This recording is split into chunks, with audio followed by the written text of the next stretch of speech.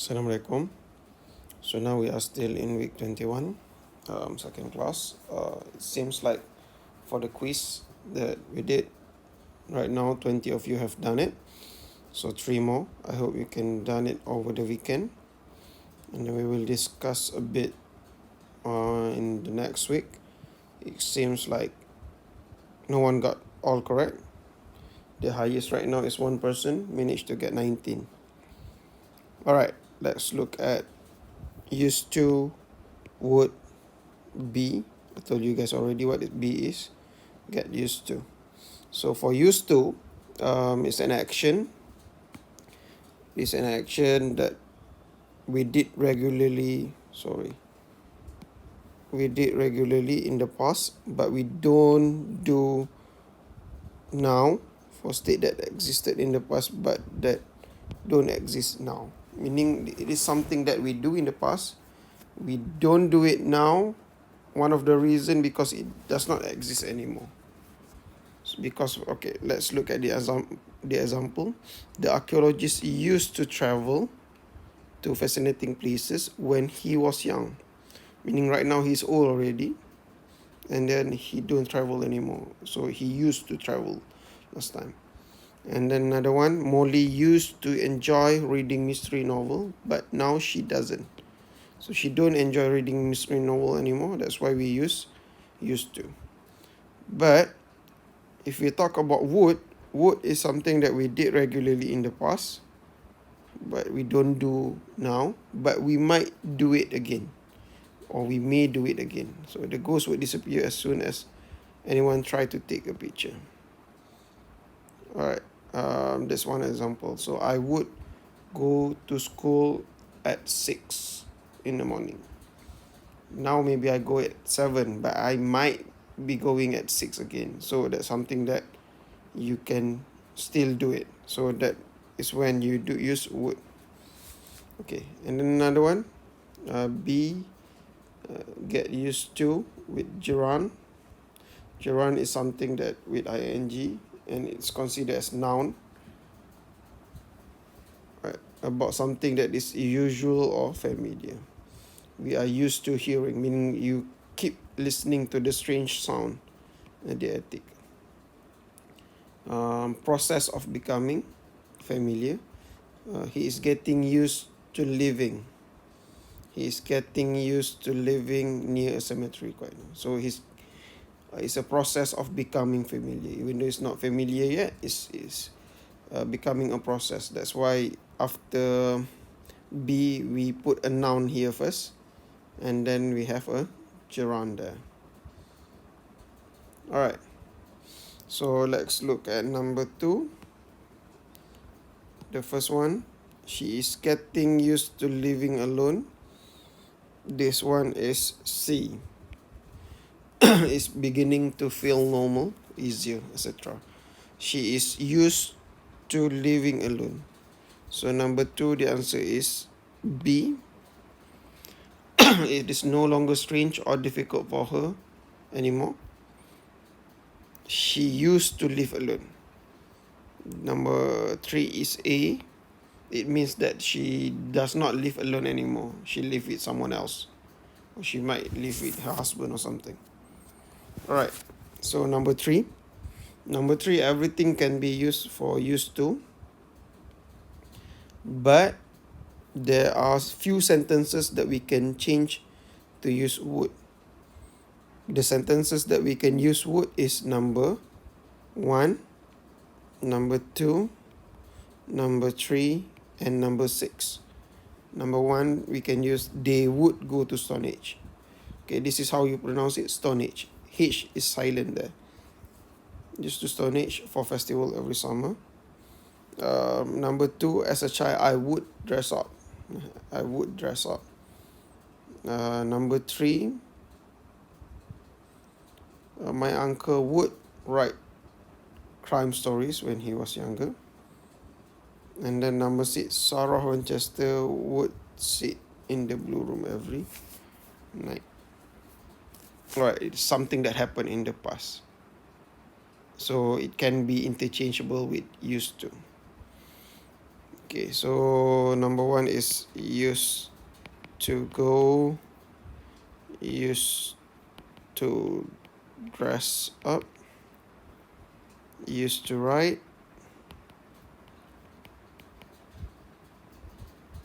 Okay, this one is a question. Did you used to believe? Tony didn't used to like.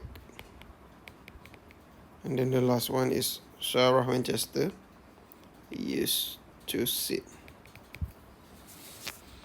Okay, this one is B as well as get used to. So the Smith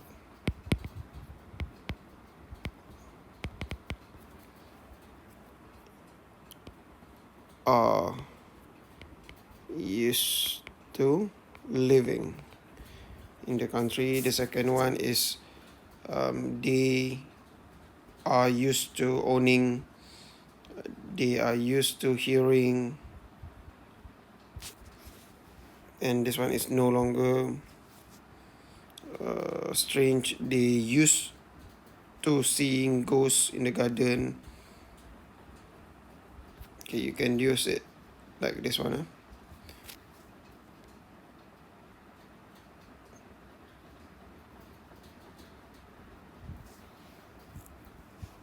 Okay, number 5.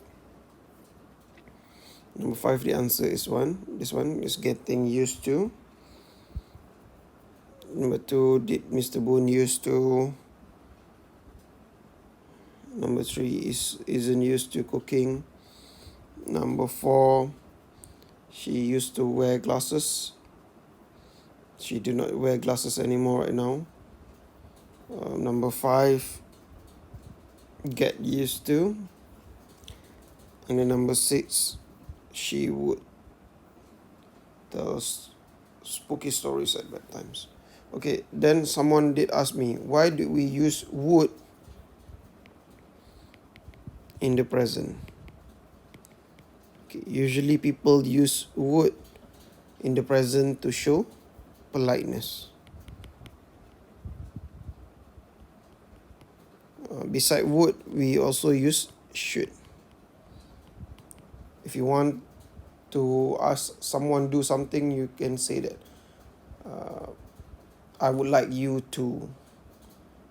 If you want to give advice or if you want to critique someone, you might say something, I think you should. So it shows politeness.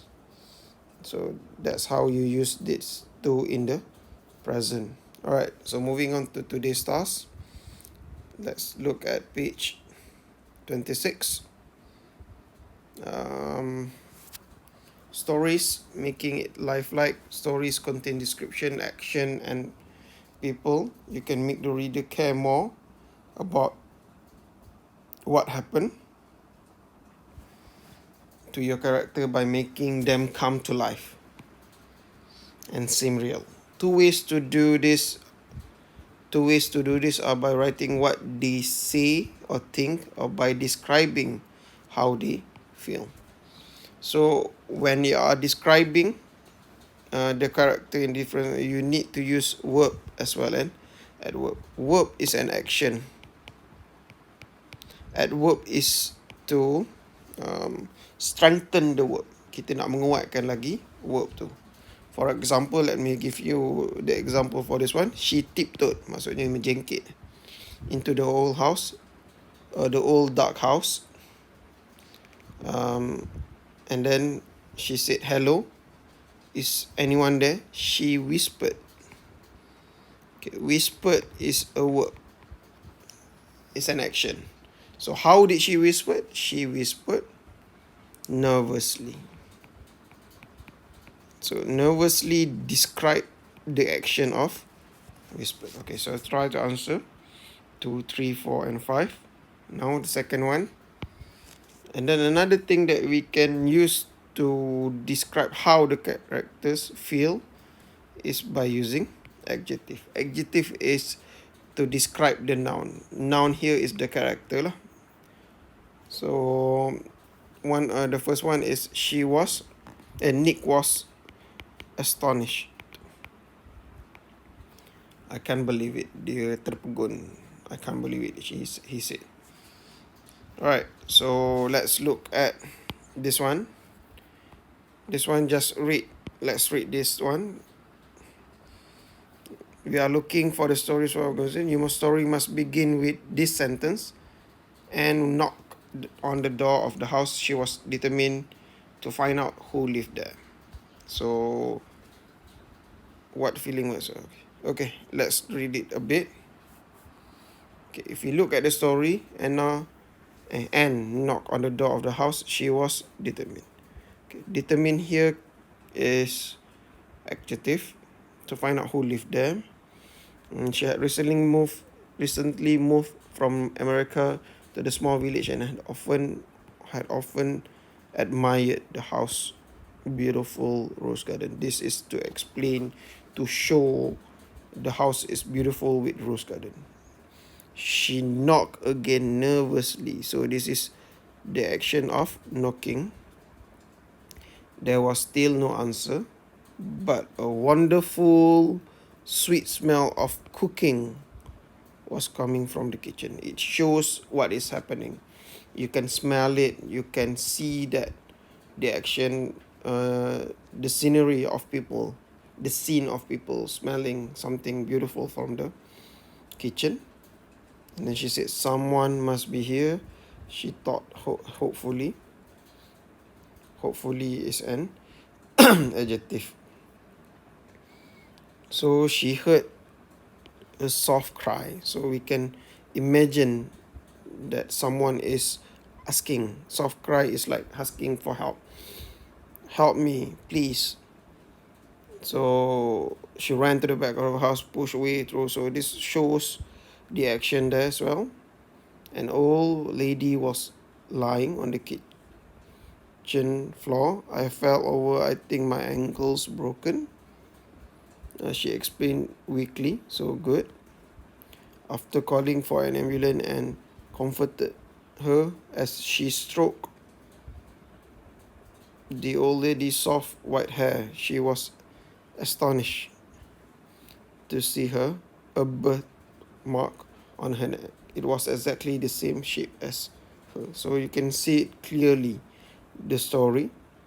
Much later, they found out that the old lady was actually her great aunt. What is great aunt? Can you please write in the comment section? What is a great aunt? Elizabeth. After that, Anne spent many happy evenings in the house listening to the old family stories and eating delicious cake. So you can see that the beginning of the story. So this is what happening. There are some rising action, and then towards the end when they go to it's going down a bit, and then this is the conclusion. Okay, so another way to bring your stories to life is to use some of the 5 senses. So it should relate to sight. What can you see? What can you listen? What can you smell, taste, and touch in your description? This will engage more to the readers. They can feel like they were in your stories. So that's how to write a story. Okay, so your task today is this one. Read this writing task and use the plan and the language bank to help you write the story. So you need to write a story. Begins with, as Mark was about to throw away the old bottle, he saw there was a piece of paper inside it. So it can be a message or it can be a map. And there must be a surprise in the story. So this is the 2 important things. So in paragraph 1, they give you something. It says that you need to set the scene. Try to think of what to do. The map, what is it? And then explaining the given sentence, and then action and description, and then you need to have ending. You can use this thing to help to write your story. All right, I think that's all for today. Try to do your best when writing the story. If you have any problem, please do and ask. Thank you very much, everyone.